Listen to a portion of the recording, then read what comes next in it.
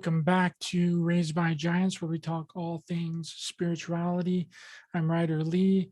Tonight we have special guest Michael Feeley, but before I introduce him, Raised by Giants is now on Rokfin. If you haven't heard of Rokfin, it's an amazing video platform that actually cares about its creators. You can make a free account over there and watch all of my content and all of the other creators' content.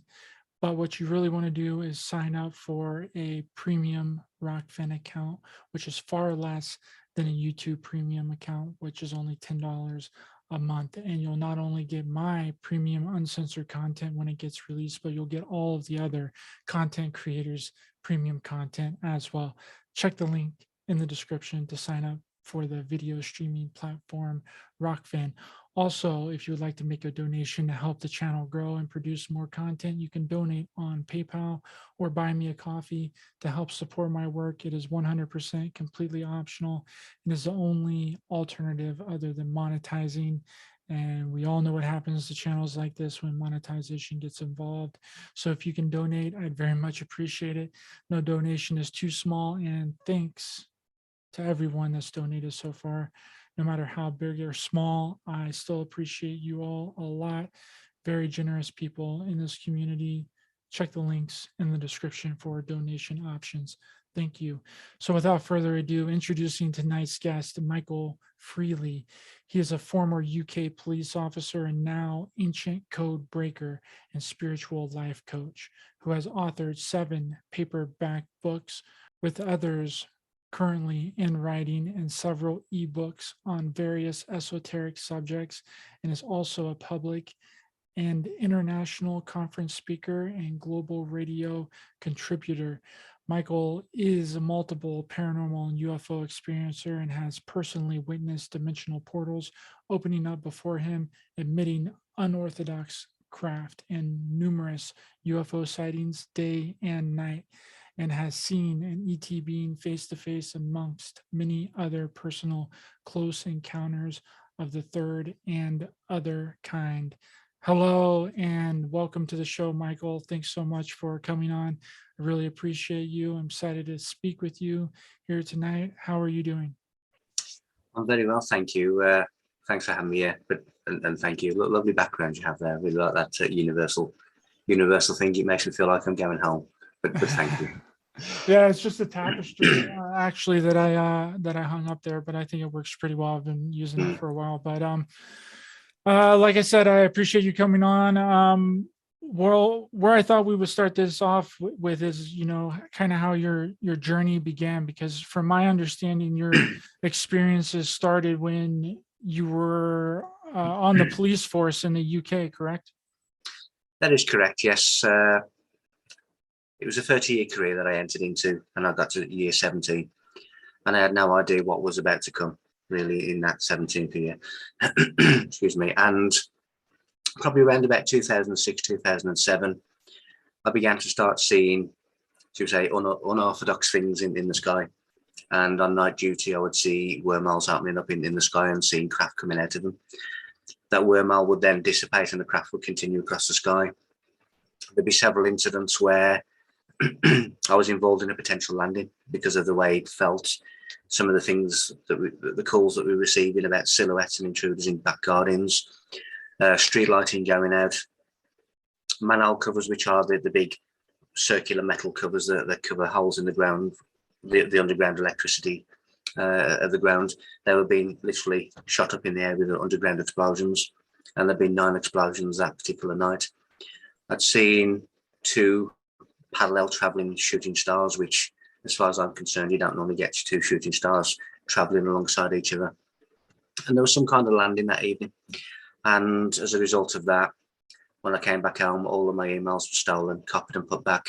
My phone was tapped. I was basically monitored from that point. And then there'd be other things like a gigantic UFO in the sky, cigar-shaped, 3 of them in broad daylight, literally above where I live. And what one particular incident was when I stood next to someone who I would class as a man in black, really, who had black eyes. Skin was really taut and tightened over his face as if it was just some kind of mask. And he's about 6'3" tall, and his energy field was was horrendous. And so this was continuing all the way through. And then when I left the police force in 2009, because of the amount of things that were happening to me, I could never go back to the person I was beforehand. And in 2009, I had a really, really major awakening where I was consciously taken back in time to the scene of a crime. And that was pretty horrendous.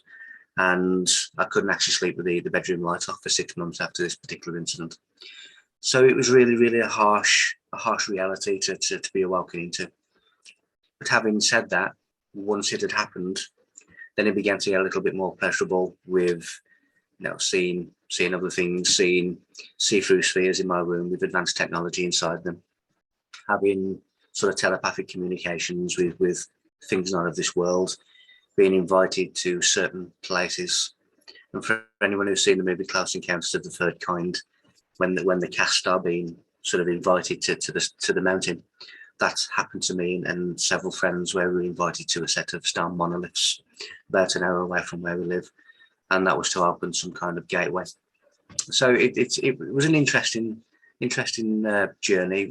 Not a day or night went by when I wasn't experiencing something, but as a result of that, it introduced me to a new reality. It widened my search for the meaning of everything, and I could never go back to what I once was.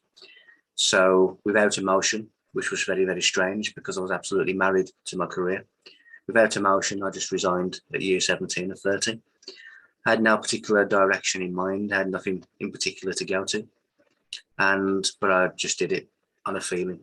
And that's what I did. And that's why I'm sitting here today. And then that advanced to quantum equations and images of those being planted into my head, which I simply just wrote down from a picture in my mind. And they all related to angular velocity and space travel and different things. And these were just being planted into my head. So it really like downloads, like spiritual downloads.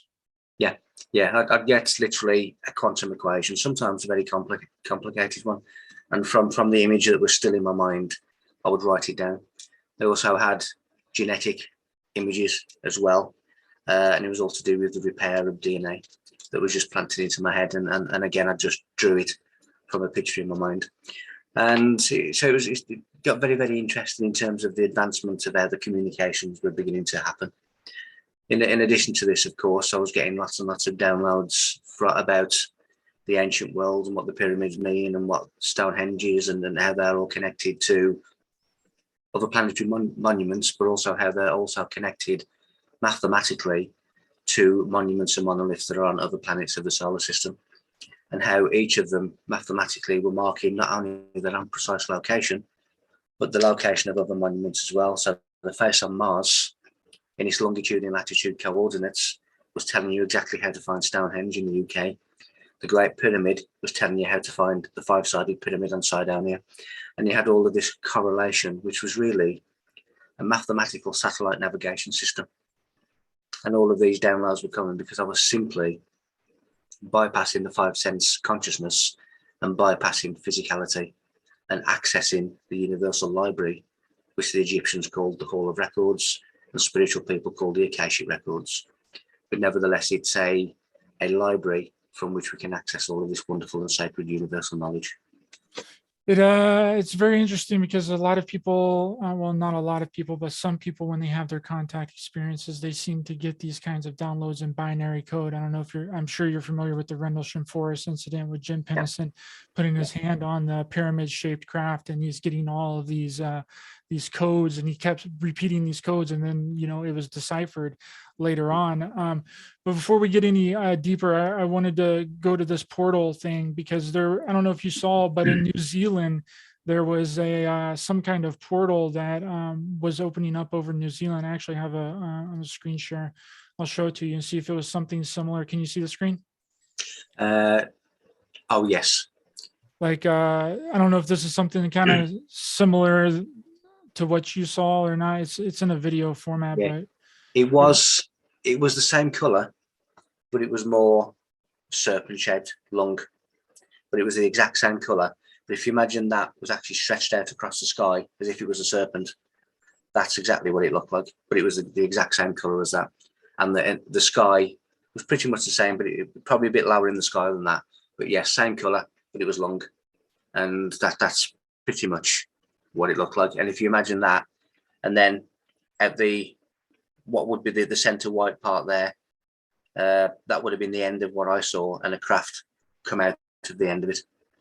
And was that a cigar-shaped craft that you saw come out of it, or was it some kind It of? was more of a disc that came out of it, but the actual portal was like a very, very long, outstretched sort of serpent shape, and then the craft came out of the end of it. So whereas that is more like a vortex, this was long. And then it just dissipated and the craft continued across the sky. But it was more of a traditional disc type shape. Yeah, that I don't know what the deal is with the portals, but I'm guessing it's some kind of way that they travel, that they're able to open, because there's different kinds of portals. There's the organic portals, there's the inorganic portals, or there's the artificial kinds of portals, and then there's the ones that happen naturally. Like a lot of people think that a lot of the ancient megalithic sites around the planet are these kinds of portals, and they can be opened organically. Ashiana Dina talks about this, and how, if you activate your 10-strand DNA, then you're able to get inside some of these portals and go to a different dimension or some kind of different reality or something like that.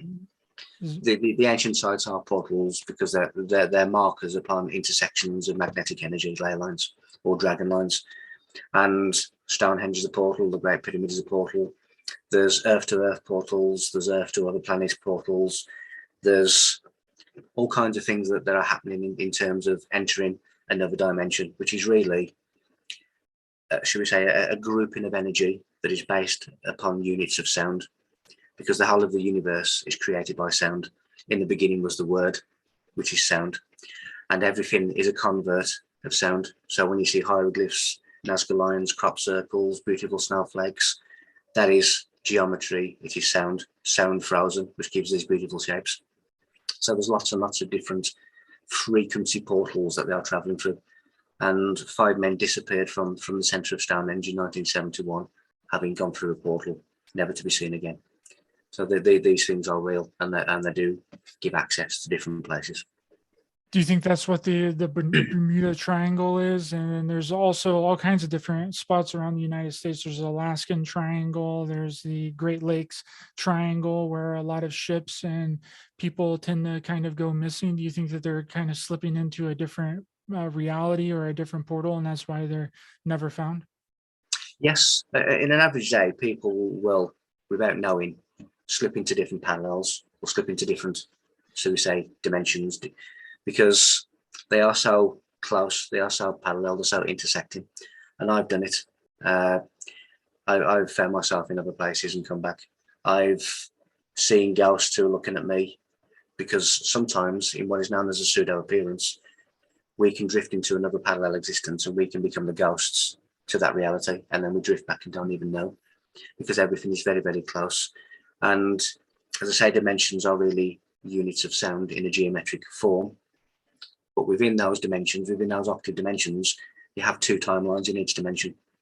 So we've been in the 3rd dimension. We have the 2 from the 1st, 2 from the 2nd, 2 from the 3rd. So there's 6 timelines that we have access to. And if we raise our octaves and our vibrations, which is what the positive alien agenda is trying to help us with by removing holographic insertions that are keeping us back, if we raise our octaves to the frequency that is aligned to another timeline or another dimension, then we will be there. And when you look at UFOs shooting at 90-degree angles, 90-degree angles takes you between realities, between dimensions. And that is why UFOs travel at 90-degree angle turns, because they are shifting reality, they are shifting dimensions. Yeah, that makes sense. And I think that I've ran into something similar to that as well. Like I was very disoriented one time that I was driving, and I felt like that I was in a completely different area in a completely different time, right? Like the things that were supposed to be there weren't there. Like I was in California actually, and I was driving on my way to work, and it was in Dana Point area, Laguna Beach area. And I was just driving, and then all of a sudden the ocean was just gone. And you should be able to see it, and I'm like freaking out just a little bit because I had other people in the car with me, and I was like, holy crap, like what's going on? And then later on, as I talked to more people about it, they were like, yeah, you probably kind shifted into a different timeline or a different reality or a parallel reality or parallel timeline for a short amount of time, and then you were able to get out of it. But then that also brings into the question and brings up the topic of the missing 411 people too, like how they they go missing. A lot of their stuff is never found, and whenever it is found, it's neatly stacked. It's like they were there the entire time, but they were just right out of our perception of our view, and the way that it's been explained to me is like you would never know if you're actually about to go into a portal or an alternate dimension. It's exactly like what you said. It's just stacked over in such a perfectly aligned way that you would never know, and you would accidentally go into another portal or another time. Yeah, so sometimes you don't know. I'm in my own personal Rendlesham Forest was when I was walking with my wife and a friend through extremely pitch black forest, and you literally could not see in front of you. It was pitch black. There's no street lighting, there's no cars, there's no people, and all of a sudden there's this really bright, big bright white light in the center of the trees that filled pretty much the landscape of where we were. And when we look back at the photographs, there's like orbs either coming in or going out of this bright light. It was so bright you couldn't look into it. So some portals, as you say, you just drift. Now, if you'd have continued in the frequency of that timeline that you were in, you would have stayed there, and you probably would not have come back. But we just seem to automatically drift in and out. Some portals you can see. I've spoken to people who have been at Stonehenge, and they've looked down by one of the stones and they've seen a portal opening and almost looked like there were steps going into the ground. So some you can tell, but largely you just drift in and out of parallels in different times and don't even know. You mentioned the positive ETs are trying to shift us into this higher or better vibration to get us on a better kind of timeline, right? And I find that so strange because we have this weird thing happening with disclosure, that's really coming from our government that blows my mind that we would be listening to these people that's been, covering up this phenomenon for 70 some years. Now we're listening to the same people that's covering it up about actually what's really happening. We have so many three-letter agency people involved in this whole disclosure phenomenon. And I'm trying to think about why are so many of these three-letter agency people and military people involved in disclosing the truth about ETs and about aliens and about UFOs. We shouldn't be listening to them, but for some reason people are taking them hook, line, and sinker. So what do you think is going on with the whole ET and UFO or UAP that they've renamed the phenomenon? What do you think is going on there? Well, firstly, the positive aliens, who I believe are advanced spiritual humans of the past, they do not see worldly governments as representative of the people, so they don't deal with them. They come to certain individuals in society, but they don't deal with governments because they do not represent the people. What you have is an NAA, which is negative alien agenda, and that is an off-planet, should we say, negative energies that have taken control of Earth, and they've taken control of Earth by creating fake timelines. And what they're doing, the whole of the world is manipulated as such that is kept in a very low vibration, a very low octave, through fear, through panic, through fight or flight, from living from one paycheck to the next. People are constantly in fear about something. And when I said earlier about when you align yourself to different timeline frequencies, you are there. In the same vein, if they can keep you in the vibration that Earth is at the moment, it locks you into their false timeline, which is a binary code matrix. And they do that again by holographic insertions, where they're actually using people's own energy to fuel it. They create a system of mind control, and they have created a system of inhumane, anti-human values. And when people say to me, so would our government really do that? Yes, because they're mind controlled to do that. And what we have is again binary code, which is the matrix, which is duality, which is 0 and 1, which is negative and positive. And that is a dualistic system, a bi-wave, a binary wave. What they're trying to stop at all costs is humanity drifting into a trinity code, which is a unity consciousness. Because when people get together as a unity consciousness, we change the future. And any forecasted world event, such as, like the mass vaccination or different things, when these things get halted or don't happen as they are prophesized, then somewhere along the line we have changed the future. We have stopped it happening. So the positive ones are trying to shift us into a different timeline, and the negative ones are trying to keep us in the timeline. I can assure you that any disclosure that is government-led, military-led, government agency-led is a negative agenda. So for all those in the UFO community that are screaming, disclosure, disclosure, disclosure, be very, very careful for what you're wishing for, because anything that involves the government is the NAA, the negative alien agenda. Absolutely. And I think there's another layer to it as well. I think that they're trying to cover up the highly advanced technology that they have themselves. Right. And they're trying to cover up that they've had this highly advanced technology for a really long time. And they can't come out and say that they've had it for a really long time, because then that raises too many questions, right? And they get too much opposition to the whole thing. I mean, shoot, you can get on Google right now and type in patent for TR3B, and it's going to pull up the direct patent from the United States government, and you can read all about it and how it works and everything. And it's like they're putting it right in front of our face, but they're giving us something opposite. And there's been everyone that's been screaming disclosure and disclosure, disclosure from the government that they're going to give it. It's never panned out. They haven't. They always say, "Oh, we don't have any kind of craft like that. There's no craft that the military possibly has that that can maneuver or make those kinds of maneuvers." That's the first thing that they get on there and say, and it's always from the CIA, covert intelligence people, and the military people. It's deceiving you. It's a deception, and the only way that they can do it is make it a threat, right, and turn it into something that's outside of ourselves, when it's probably more than likely, like what you said, it's us doing it to ourselves, right? It's our own government doing it to us. Yeah, I mean, as well, I watched a program just the other night where NASA are sending little rover missions to Mars to look for life on Mars. And then behind the scenes, they're using what are known as jump doors, which is basically frequency dimensional travel to Mars and to other planets. So on the one hand, you're saying we're looking for life. We haven't found it yet, but it could be there. And on the other hand, they're actually going through their own portals to these planets themselves. And there is life on Mars. There's life on probably lots of planets on the solar system, but they're in a different frequency. So you wouldn't necessarily see them if you were there. And that's the same with some of the ancient cultures that are seemingly missing or just disappeared from the face of history.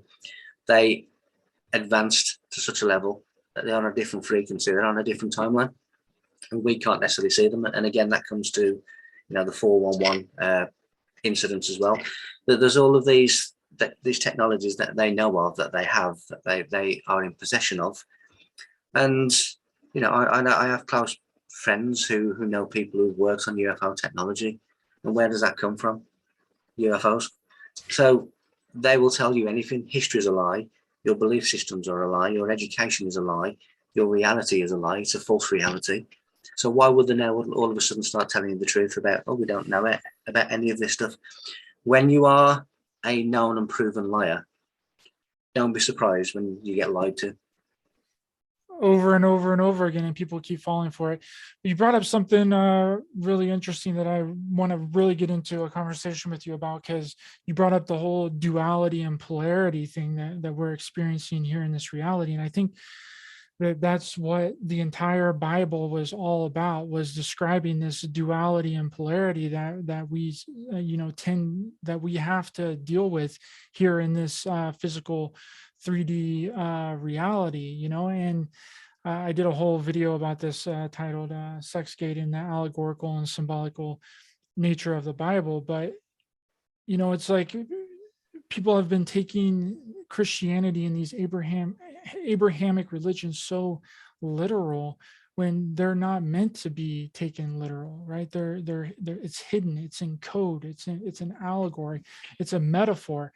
I mean, if you look up the first 3 words of the Bible are, in the beginning, God creates, but in the Hebraic translation, it states that in wisdom, Elohim creates. And in the Hebraic translation, the word El is God, and is masculine, and the feminine version is Eloah. And in the Hebraic translation, the word Elohim is plural, meaning gods and goddesses. So we have that in the first three words of the Bible, that God is an androgynous God, right? Which then means that the angels would also be androgynous, and they would have created Adam in their image, which would be, you guessed it, androgynous, right? And then whenever then God, which is Jehovah, which is one of God's angels, which also translates to God, split Adam in half. The androgynous, again, this is metaphorical and allegorical. That doesn't mean that they were actually androgynous, right? But when he metaphorically split Adam into two, he inadvertently created this duality and polarity between man and woman, because we all have the male and feminine energies running through us. That's the Kundalini serpent energy that's all within us. So whenever he split Adam into two, that created this whole reality that we're living in. Sorry, I rambled a little bit. No, absolutely. The Bible really is the Giza Plateau. So everything that is in the Bible is mentioned in the Giza Plateau, which is really the oracle in stone. And the Great Pyramid is the epicenter of all planetary monuments and monoliths. So it came from Egypt. It then was taken by the Hebrews and the Kabbalah, which then later became Christianity. The Bible itself is a work of genius if you read it at its correct levels. So for argument's sake, the word in cipher, which is a coded secret language, relates to the number 51, which relates to the angles of the pyramid. And it also relates to the mind. So when you look at Genesis 1:1, in the beginning, God created the heavens, the numerical value in Hebrew is 2,701 for that phrase. Now, when you get the numerical value for Jesus Christ, which is 73 and 37, 73 times 37 is 2,701. So you have Christ within in the beginning phrase of Genesis 1:1. Now, when you get the Great Pyramid, which is 481 feet high, and you use what is known as a digital summation, which is taking a series of numbers and breaking them down and adding them up, 481 becomes 13. Now, 481 divided by 13 is 37. So Christ is encoded within the Great Pyramid. Now you have the likes of the Ark of the Covenant, which is the sarcophagus of the King's Chamber. You have the likes of the New Jerusalem, which is the Sphinx of Egypt.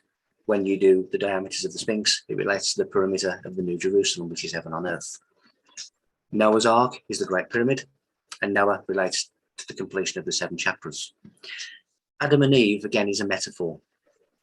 They lived in the east of the Garden of Eden. Now, when you break down those words, Eden, Garden, East, it basically means to fall from eternity into a confinement for a limited time.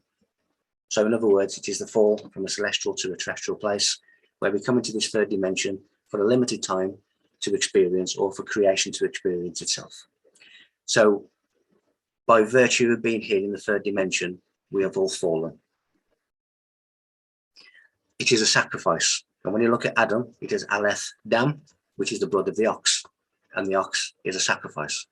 So we have sacrificed ourselves. The altar of the church means place of sacrifice. The womb is related to as a sacrifice, because we come through the womb to come into this world. So the whole Garden of Eden story is telling us that we've fallen from a celestial place to a terrestrial place. Many, many stories of the Bible, in fact, all of them, all the stories and all the characters are telling us of our journey. So for argument's sake, when you look at Cain and Abel, Cain means empty, Abel means spirit. Cain kills Abel, so Cain kills his spirit. Thou shalt not kill. He's talking about killing your spirit. Now, many religions, Islam and others, ban smoking and drinking and so on. Why? Because it kills your spirit. Thou shalt not kill your spirit. So the story of Cain and Abel is again, a lengthy way of saying you must honor your spirit, you must raise your spirit, and you must not kill your spirit. When you look at Moses, captivity is ignorance. And that really is the lower chakras of the body, which is activated by the serpent force. Mary Magdalene, sorry, Mother Mary. That is the feminine divine power. Now, this serpent force is at the bottom of your spine. When you take this journey from captivity to the promised land, the land promised, you take the path of least resistance, which in mystical terms is known as the open sea. Now, that may give you a clue as to why Moses opened the Red Sea. It is the open sea, the path of least resistance from your lower chakras to your illuminated self. Golgotha, the place of skulls. And when you take this path of least resistance and you activate your inner illumination, which is Christ, you face the burning bush, which is your illumination of the mind. Now, just in this region, and this is all confirmed by Gray's Medical Dictionary, you have what is known as the vault, which is the tomb. That is the tomb that Christ resurrects itself. In between the olive and the pyramid, which are two regions of the brain. So the whole story of the Bible, Abrahamic religions, Abraham is Abram, which when you just mix the words is Brahma. So all of these different religions are the same thing, of a different description of a different God. But if they were, should we say, smart enough to realize that every single religion has the same origin, and that is the resurrection of yourself through various practices. As I say, Noah is the activation of your 7 chakras, and which is why you have a rainbow above the ark, because that is the 7 colors of the chakras, which are in vibrational alignment with octaves of the universe. So the Bible itself is really a metaphorical book. It is in multi layers. And for one, if you get the Torah, which are the 5 books of Moses, and I'll come back to Moses in a moment and how Moses was really born in Egypt, the secret of why Moses was born in Egypt. But when you get the Torah, the 5 books of Moses, Genesis to Deuteronomy, if I was to hand the Bible to someone or the Torah to someone and say, read this, I guarantee probably everyone would read it as a book from left to right, Genesis to Deuteronomy. And yet the Hebrew mystics read and write from right to left, which is bringing themselves towards their spiritual center. We have been taught to write and read from left to right, which is taken us away from our spiritual center, the heart. Now, you shouldn't be reading it from Genesis to Deuteronomy. You should be reading it from Deuteronomy to Genesis, which is from right to left. Then you get a completely different translation to what it is saying, because Genesis in the beginning is also the end is also the beginning, because it is a circle. Now, going back to Moses and how we're told in the Bible that Moses is born in Egypt, that is correct, but not in the way you think. Egypt is a Greek word. Kehemet is Egypt, and that is spelled K-E-M-E-T. The K is knowledge, Emet means truth. So Kehemet is truth and knowledge. Now, when you translate that into Hebrew, Emet, it is a capital M, which means mem, which means water. So Moses means drawn from the water, or of the water. So the capital M in Kehemet is Moses. And that is how Moses is born in Egypt. It is in the word Egypt from which you find Moses. All these things are metaphors for our own resurrection, for our own rebirth, for our own initiation. And when you realize that Christ is a symbol for the perfect man, Christ is everyone's inner illumination and inner potential to become that Christ knowledge. When you look at the word Buddha, it means enlightenment.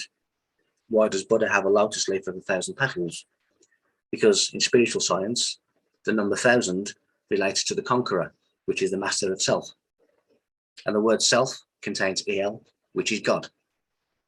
So God is in self. And then that brings you to the shape of the pyramid itself and what it means. When you have the law of spirit, which is what we call God, the unity consciousness, everything, nothing at once, when it steps out of that dimensionless state, it has a departure point, which is a dot. Now, when you get a dot and you move that dot in any direction, it becomes a line. You now have the first dimension. A line could potentially be infinite. You just go on forever with a line, but because we live in a beginning and an end reality, that line has to be confined. So it is confined in a triangle. So a triangle represents divinity in the 3rd dimension, because the 3rd dimensional triangle is a tetrahedron, which is a pyramid. Now, the building blocks of matter is a cube. Now, we're told, we have the cube of Mecca, we have the New Jerusalem, which is a cube.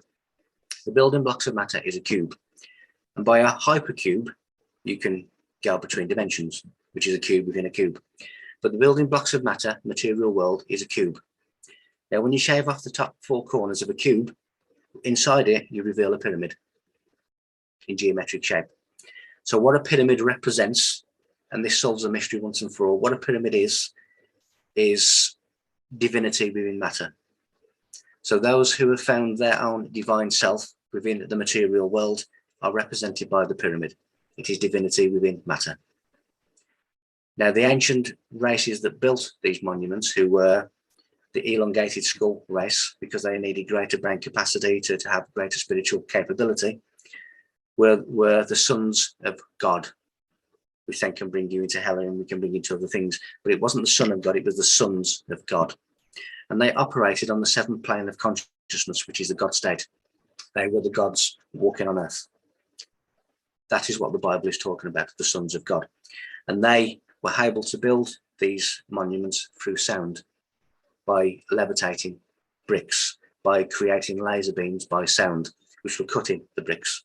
Now, when you look at the word stone, it then becomes very biblical again, because the word stone in Hebrew means father and son. Now, when you analyze son still further, you get bena, which means to build, but you also get sonic, sound, and resonance. So in other words, they are telling you the monuments were built by sound and by resonance. And they are amplification centers of sound, which were creating portals, but they were also connecting to each other upon magnetic ley lines. Now, all of this wonderful knowledge, these sons of God, spread out across the whole of the world. And wherever you find pyramids or ancient monuments, that is where they disembarked, and that is where they insulated their advanced knowledge into these sites. These sites are silent witnesses and legacies to the ancient wisdom and knowledge that once reigned upon the earth. And they also say that we are going back to that state. And that then brings into the positive alien agenda, which is to push us onto the correct timeline, because that correct timeline is the 7th civilization, who are the flame bearers of knowledge, which is symbolized by your Olympic torch, by your Liberty flame, Statue of Liberty in New York, and so on and so on.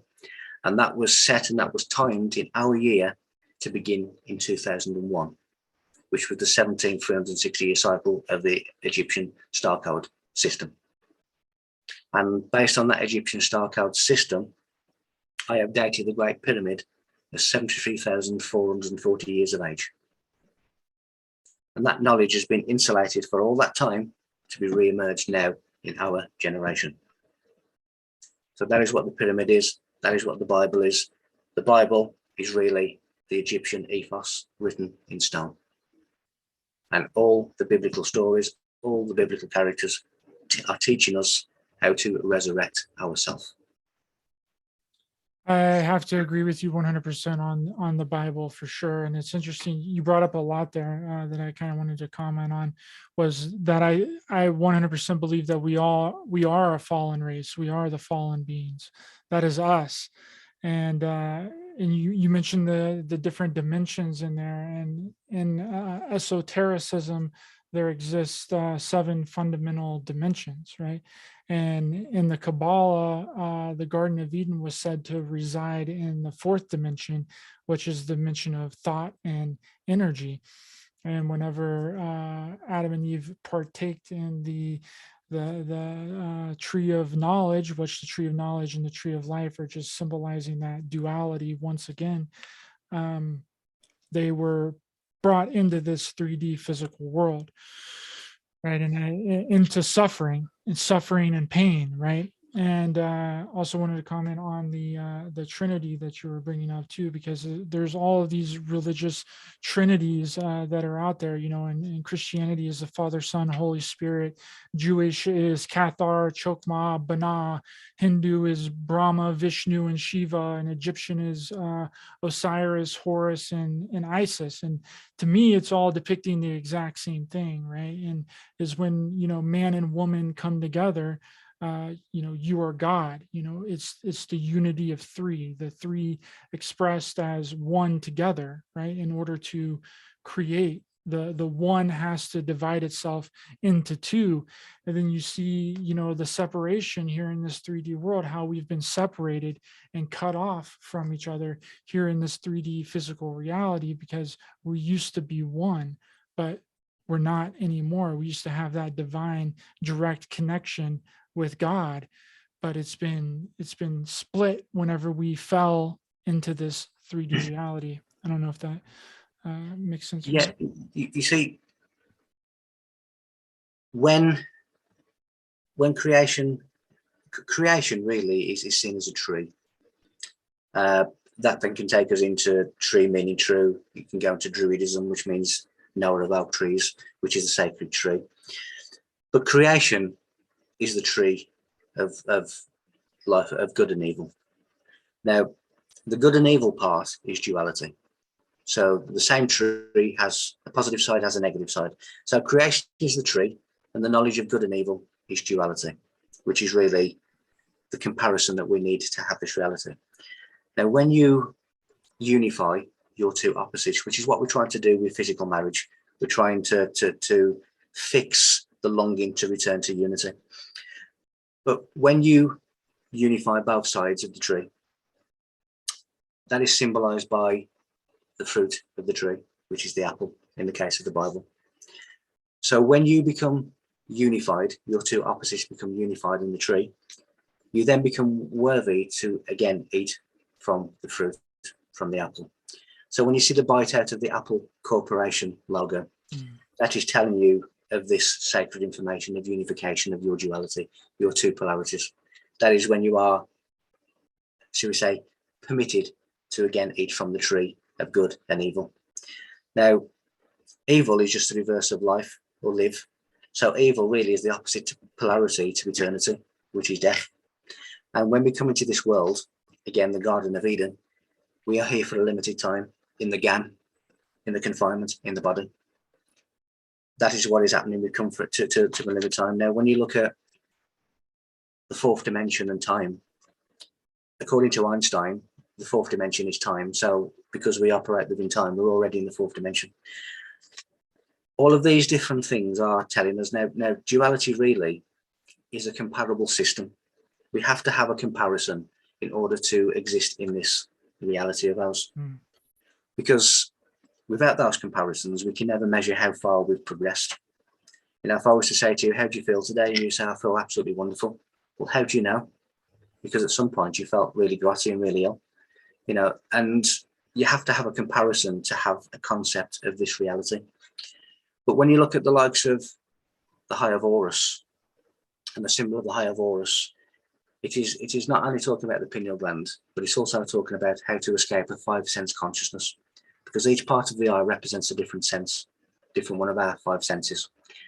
Now, when you escape the five sense consciousness and you realize that you are more than just matter, you are more than just a material existence, then you escape the five sense reality and you connect to the greater octaves. And that is what it is saying. And when spirit, the law of spirit, which is the character we know as God, wished to progress and expand itself, it needed to create resistance. That's the same as me going to the gym now and wanting to build up my muscles. I require resistance, which are the weights that I pump. So spirit, in the same vein, had to create resistance in order to flex its own muscles. That was matter. So matter is the negative side of spirit, but it's also the resistance that enables spirit to grow. So within that, you have the law of spirit, which is God, and you have the law of matter, which is Satan. The character we know is Satan. And the reason many occultists on the wrong side worship Saturn is because Saturn is the limiter of the material world. So again, we're both talking about the material world. So when you just believe that you are material and that is all you are, then you are bringing alive Satan within you, because it is the law of matter. Now, a satanic consciousness takes the form of control, imposition of someone else's will on you, orders, again, this system we have where everything that you own is theirs because it is lust. This is the control for power. It is all of these traits that we see in the world today by our leaders, by our rulers. And they're doing exactly what a satanic consciousness is, which is the power, the control, the money, the resources. We want it, we want it, we want it. That is satanic consciousness. That is the Lord of matter, material world. That's very important because a lot of people, Michael, they throw that word around, like Satanism and satanic, and they have no idea what it means. So, and you're explaining it perfectly. Keep going. Now that there's many words that people, it's been diluted and just passed on from generation to generation. We never really understand what it is. So Satanism really is bringing alive the material within you, the material lust for power and control and money and resources at the expense of everyone else, which is that inhumane system of the negative alien agenda of the fake timeline. So it all comes in. So when we actually unify ourselves and expand ourselves and realize that we're not just duality, that is an effect of a cause. So what is the cause? The cause is the Trinity code, which takes us to unity consciousness, which then connects us to unity consciousness, which is the Lord of Spirit, which is God. But you have to realize that you are more than matter, but we are pinned in and imprisoned within a material world. This is all you are. You are born, you go to school, you go to college, you pay taxes, you die. That is the end of you. That is what religion tells us. That's what society tells us. That's what our medical system tells us. But it's only the physical side of you that can ever expire. Your essence, your true soul cannot expire. But what is happening within this matrix, their matrix, is they are, should we say, recycling finite energy, which is why we are stuck in the birth and rebirth cycle. They are doing it to us. And when you expand from this prison of the mind, this prison of the body, then you don't come back and you experience and expand elsewhere. And that, to me, are the positive aliens who are advanced spiritual humans who bypassed the birth and death cycle, who then needed to continue that journey at a higher octave on different star systems, but they are coming back to help what they once were. And that, to me, is what is going on. It's really interesting that you think the aliens and the ETs are actually super advanced humans. But I just wanted to bring up something really quick, which is in the Bible, it states that God created light and he created darkness. He created good and he created evil. And that's him creating the duality. And a lot of Christianity and the Abrahamic religious people just completely skip over that verse. Like they just brush that verse under the rug and act like it's not in there. But let's get to the what you think that these ETs are, because that's a really interesting theory, that you think that they are just more highly advanced humanoid species. I think they are, because again, when you look at the universe being a frequency, the universe being a sound, and there's many different sounds as well as many different shapes. You know, the languages that we speak, the numbers that we write, the letters that we write are basically a frequency, are a sound. And that is the same with Nazca lines, hieroglyphs, crop circles. They are sounds, and crop circles are created by sound coming from the rings of Saturn, largely. Because when you hear the sound of the rings of Saturn and you listen to the sounds within crop circles, they are an exact match.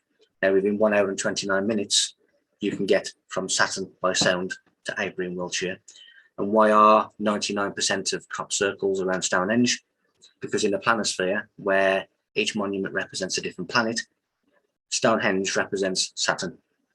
And that then makes sense as because it's a crystalline radio receiver and transmitter that is taking these, and that's the sound, that the pattern that is created is the sound being transmitted. Now, within those sound waves, there are letters, there are sentences, there are messages. So everything being a sound, everything has a comparable frequency.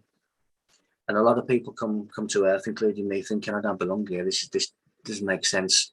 You know, what am I doing here? I don't fit in. I don't fit into school, and I don't fit into society. I feel different. I feel that I'm not from this world. That's because they are at a different vibration to their planet of birth.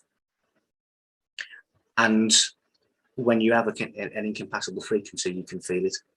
So when you've advanced yourself and you've gone through, you know, the initiation of life should we say, where before it used to be in the pyramids, in the temples, initiations now are part of your everyday life, your decisions in life, your crossroads in life are your initiation, which is either expansive or not. And when you expand yourself and expand yourself and expand yourself to greater octaves, not only are you then entering into other dimensions and other timelines, but you're also becoming less and less compatible with the vibration of Earth as it currently stands on this timeline. Now, when that happens, when you pass from here, you go to a more compatible frequency. Now, that could be, the Pleiades, that could be Lyra, that could be Sirius, that could be Alpha Centauri, it could be Cassiopeia, it could be any of these different star systems that relate to where you are now as relates to your spiritual maturity and your frequency. So the positive alien agenda are, in my view, advanced spiritual humans that have gone through this process, and they're now at a more compatible star system frequency, which is where they are.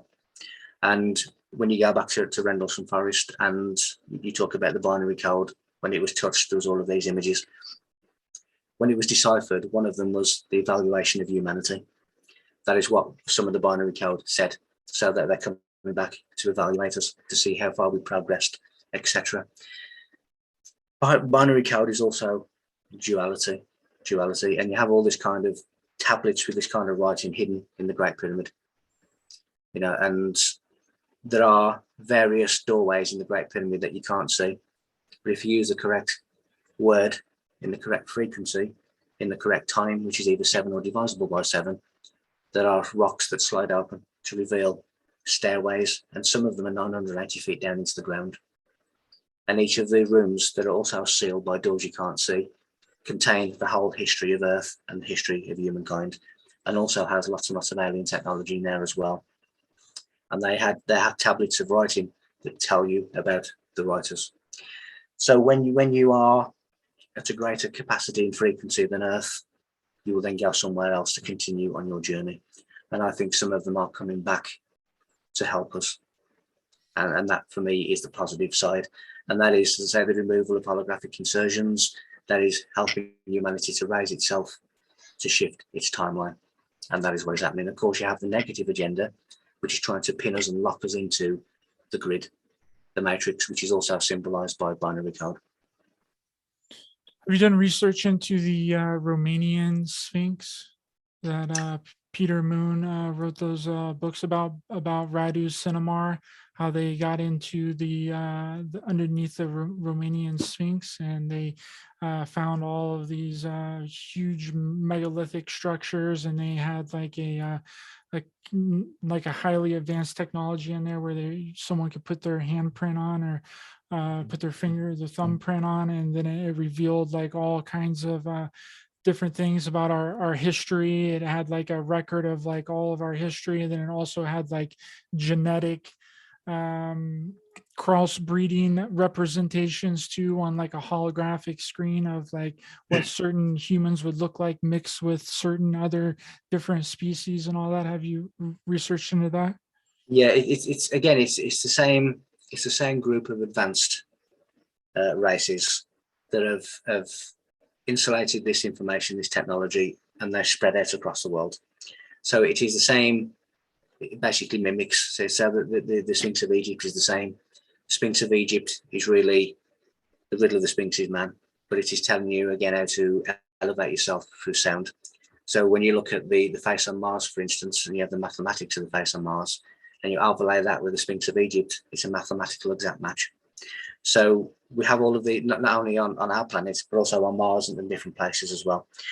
It's the same group that have spread out and spread the same knowledge. So you will find repeated information in the different places, and the Sphinx of Egypt is the same. It has invisible doorways in the temples. It has information about man. You look at the face of the Sphinx, and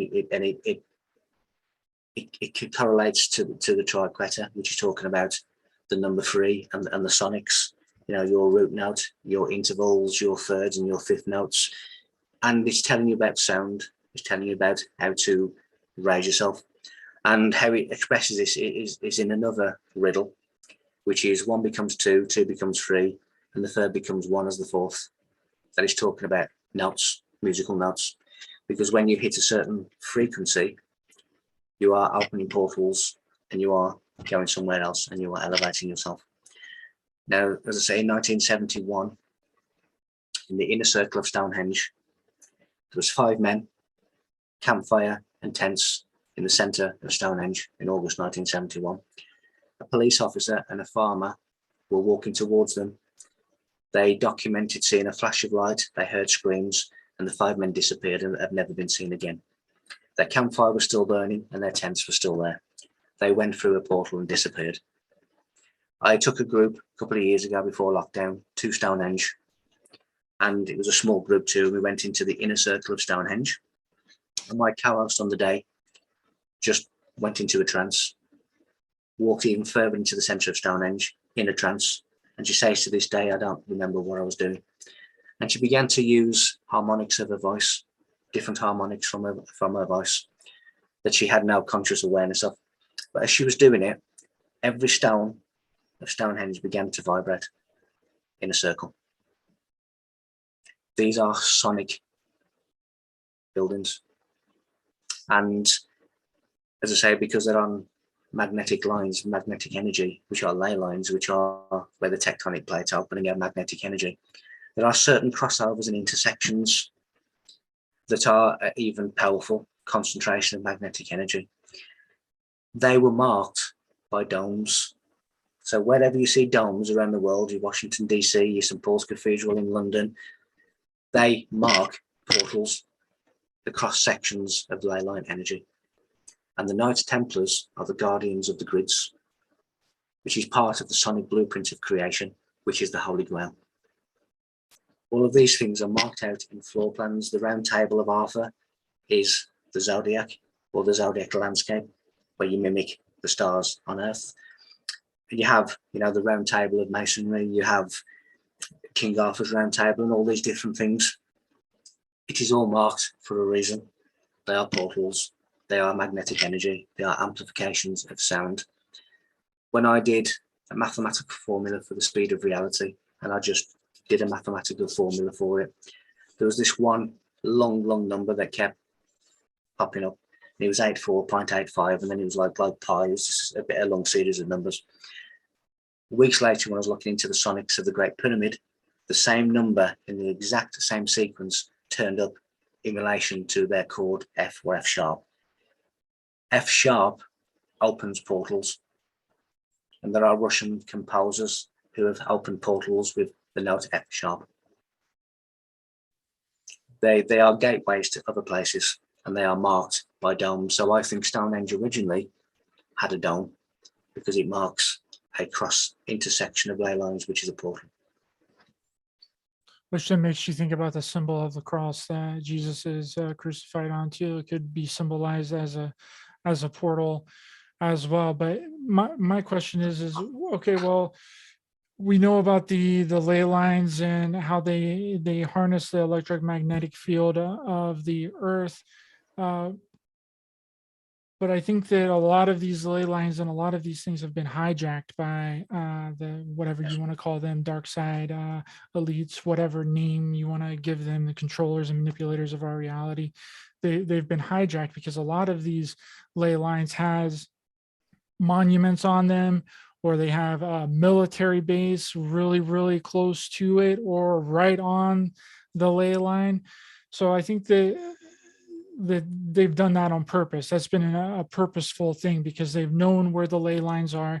But then the question becomes, well, we know that the earth is changing there and the earth is moving, magnetic north is moving, by the day, so is that going to switch up some of these ley lines? And could that be a part of the downfall that we're kind of seeing of our, I think anyway, that they're losing, right? I don't think that they're winning. You know what I mean? And it's just appearing like they're winning, right? But could this be the shifting of the planet be something to do with these ley lines actually moving off of where they've had all of this negative energy and negative, things planted? The big wheel spins in a determined way. And what I mean by the big wheel is that the universe is determined. It has its cycles, it has its mathematical equations that everything adheres to. It has its individual laws for each dimension. So the big wheel spins how the creator spun it. And everything that we are seeing, what appears to be natural phenomenon, is a determined outcome. Yes, the negative side have taken controls of the ley lines. The very reason that the British government or the UK government were talking about putting a highway beneath Stonehenge is to take control of the energy lines. Because for anybody who's ever been to Stonehenge, there are literally miles and miles and miles of fields around Stonehenge. It's literally in the middle of nowhere. You don't need to build a highway underneath Stonehenge. The only reason you're doing that is to screw up the magnetic lines. That is the only reason they're doing that, because they are trying to control them, because they know very well, as part of their false matrix, the control of these magnetic lines, these blueprints of creation, so to speak, can change consciousness, can change people's consciousness. And they want to control everything because they want to control people's minds, they want to control people's life. So yes, they are temporarily in charge of them. Going back to the cross is man. Because when you outstretch your arms, like on the Vitruvian Man, you are the cross. Now what that is telling you is that we crucify our divinity within the cross, within man. So whereas the pyramid is the divinity within matter, the cross is matter that destroys its divinity. And by that, it basically means that you shut out your divine side, you shut out your spiritual side, and you concentrate on matter. Now, when that happens, we become the criminal observing the crucifixion of our divine self, which are the crosses next to Christ on the hill. So that really is what is happening with the cross. It is crucifying your divine nature, which is obviously the opposite to what the pyramid is telling us. A spiritual crucifixion. Spiritual crucifixion of your God self, of your divinity, because the cross is matter. And again, when you look at the Kabbalah, that cross has it can be made into 6 cubes, and the number 6 is the number of man, etc., etc. So it's all man. It's all destroying your own divinity and destroying your own Christ, which is your infinite illumination, your divine self, your perfect man, your perfect state. Now, when we fall from this celestial place to the terrestrial place, we are born in the stable. Now, what the Bible means by that is the stable is the place of animals. Taking that further and deeper, that place of animals is humanity's animal instinct, animalistic nature. So when you see the likes of the centaur and things, when it's half man, half animal, that is a symbol of overcoming your animalistic nature, the man, the human, to become human. So we are born in a stable. The divine child is born in a stable, and it has to resurrect itself and rebirth itself amongst the animalistic nature of the stable of the world. And we use the energies of the 12 revelations, which are the zodiac, which again is Arthur's table, which is related to the temple's round table as well. But we use the energy of the 12 revelations, the 12 signs of the zodiac, the 12 disciples. And one such energy is Capricornus, which covers December. That is why the divine child is born in the stable in December. It is telling us of astronomical energy. So we are all the divine child that's born in adversity, in the animalistic nature of our race. And some of us resurrect ourselves and rebirth ourselves and raise our own Christ in the adverse system that we live in. And many people now tell you that, Baphomet and the gout is all Satan and all that, but originally it wasn't. It's a symbol of the divine child in December, born. Christ is a metaphor. It was never a physical person, but that is why we are told he was born in December, because he's Capricorn. It is the goat. Now we call our children kids. Our divine child is born in December in the stable. This is what, when you read the Bible at its correct levels, it is a magnificent manual to tell you how to raise yourself. It's unbelievable, and unfortunately, we've been the majority of the population has been told to take it all literal and take it as fact and like history, and it's not. It's allegorical, it's metaphorical. And you just reminded me of something that I wanted to mention earlier, which is about temples, right? Because in in Acts 7:48, it says the Most High dwell not in the temples of hands, but in the temples not built by hands, are the temples between your eyes and in front of your ears.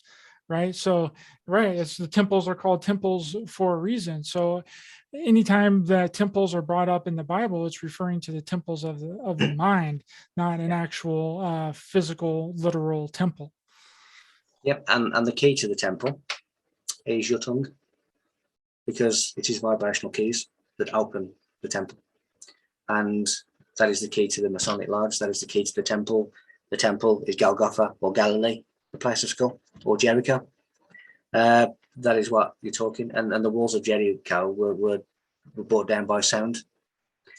So all of these things correlate. You know, the tongue, which gives you your octaves, which gives you your vibrations, and the temple, of course, we have temple, which means house of God, and we have the Knights Templars, who are the guardians of the grids, which is the Holy Grail, and they have round buildings.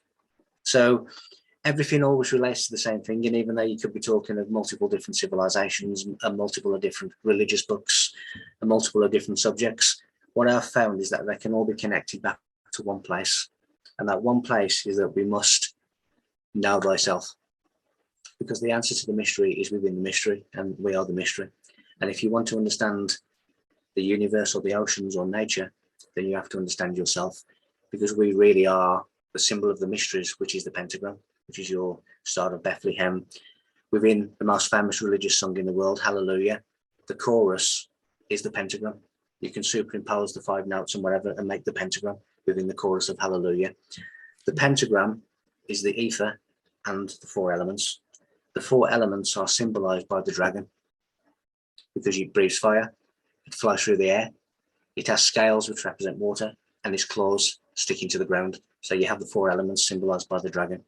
Now, when you want to overcome your 4 elements, you become the dragon master. And what is another word for dragon master? Pendragon. What is King Arthur's surname? Pendragon. They are telling you in many different myths, in many different ways, you know, we are to overcome the dragons. And when we do that, we become the gods. We become the walking gods. And there's a cathedral close to me that there's this effigy of an ancient priest, and below his feet is a dragon, and he's telling you just that he'd overcome his 4 elements to raise his God self. So we're being told repeatedly in different cultures, in different myths, in different ways, in different stories, in different movies from Hollywood and different things. We are being told all of these things, but it is for us to realize the true message. It's like really the way in which the Bible is interpreted and the way in which the Bible is now taught, or has always been taught, is that the story must be believed, not what the story is covering or what the story is telling you at a deeper level, but the story must be believed. You know, it's like me believing in the Sorcerer's Apprentice with Mickey Mouse as being historical fact. It's not. It's a story. But people are taking stories as historical fact and not reading into the stories and what it means. And, you know, Christ is called the greatest story ever told. Why? Because it's a story, but it hides a deeper message, and we're not looking at the deeper message. And that is our downfall. And that is what keeps us down, by not taking any notice of this ancient sacred wisdom that has been left for us to decipher. Yes, I agree. And you mentioned something. I just want to mention something really quick before I let you go, get your comments on. You mentioned vocal cords in there, and I think that our vocal cords are actually the voice of God, because in Genesis 11, it says that God came in and mixed up our language. But I think that that's not true. I think that we were telepathic and psychic beings before the Tower of Babel. Of course, you know, Tower of Babel being a metaphorical. All the stories in the Bible are metaphorical and allegorical, just like you stated, and that I've come to discover too. But I think that we were all telepathic beings before then, and then God came in and gave us voice. Because when you think of the Tower of Babel, you think Babel, you know, you're just babbling, you know, you can't understand each other. Well, it makes sense that you wouldn't be able to understand each other if you'd never been able to speak before. and it was all telepathic, and then all of a sudden your telepathic communication was cut off, and you're just no one, and everyone just dispersed, right? So I think that there's something to our vocal cords being a direct connection to the voice of God. Again, in the beginning was the word, thought, manifest as a vocal, as a sound, and that is creation. And the tower represents a number of things, but also represents the letter I, as in I am. Now, the letter I is the current or the frequency of the mind of God. So that is the I, that is the tower. Now, when you look at the voice, you can bring into the world divine knowledge through your voice, or you can corrupt and destroy the world by what you say. You can raise somebody, or you can destroy them with your voice. Now, the voice is the fifth chakra. What is situated inside your fifth chakra? Your Adam's apple. It can be the fall of man. It is your choice. Your voice, your choice. And really, we can do wonders with the voice, which is the key, the harmonic key to the temple. And as I say, voice octaves, we're able to have that effect on Stonehenge. When you start looking at, the harmonies, the keys of David or the keys of Enoch, they are harmonic keys, and you activate harmonic keys with your voice. And the masters of sound were able to use tonal rules, which was multiple harmonics at the same time with their voice. There's been people that I speak to who know the people have actually played their birth sign in notes and chords and have half disappeared, half become invisible. Everything is a sound. When we have a date of birth and when we come into this world on a particular date of birth, those are numbers which are converted sound. Our soul has a unique frequency, as unique as our fingerprint. We are sound. Everything is sound converted. So it makes sense that if you are using sound, you're either aligning to good or you're aligning to what you perceive to be bad. And yes, the point you made moments ago about the creator created duality. So it created what you deem to be dark and light in equal amounts, which are two different sides of the same scale. And when we get to the wrong side of the scale, we become that far from the absolute that it can no longer act directly. And we need a booster. We need to retune ourselves in alignment with the cosmic Christs, which are the suns, which are the great octave stars. So we need to bring ourselves towards the Christ, the cosmic Christ, because every time you see a star in the sky, it is a sun for its own system, for its own planetary system. And they are the great octave stars that are connected to the absolute. They are known as the whole. Now, whole gives us holiness.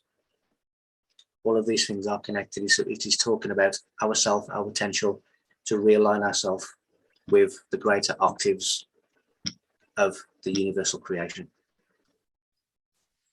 Thank you so much, Michael. I appreciate you coming on. I think that's a fantastic place to end it. And I appreciate you a lot. I really much enjoyed the conversation. Where can people find you online if they would like to check out your work? Probably the best place to go to is the website, which is michael-feeley.com. From there, you can click buttons and go onto Facebook, YouTube, different things. You can read free blogs, watch videos on the site as well. You can have one-on-one calls with me and different things. So probably the website is the best place to go because that leads to everywhere else with events and things that I'm doing as well. Awesome. Thanks so much. The link to Michael's website will be in the description of this video. Go over there and check that out. For everyone else, thanks for watching and listening. Much love to everyone in the chat. Please be sure to hit the thumbs up button to help the channel out in the YouTube algorithms. Share, subscribe, hit the bell icon as well for notifications.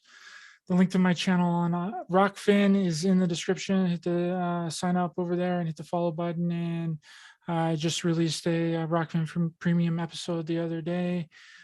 check it out over there. And you can also catch this episode and any of my other episodes on Apple Podcasts, Spotify, iHeartRadio, or Google Podcasts too, and download them individually on Spreaker.com directly to your device for free.